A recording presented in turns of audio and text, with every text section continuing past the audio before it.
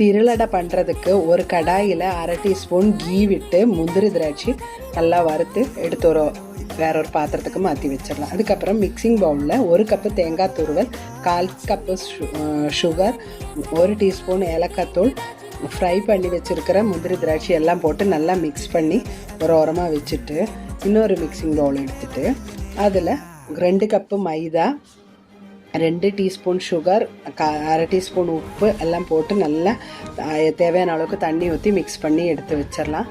இனி தோசைக்கல் சூடாகும்போது அதில் லைட்டாக எண்ணெய் விட்டு நல்லா துணி வச்சு தொடச்சி எடுத்ததுக்கப்புறம் லேசாக தோசையை ஊற்றி திருப்பி போட்டு நல்லா மூடி எடுத்து திருப்பி போட்டு எடுத்திங்கன்னா நல்ல லேசான தோசை ரெடி ஆகிடும்.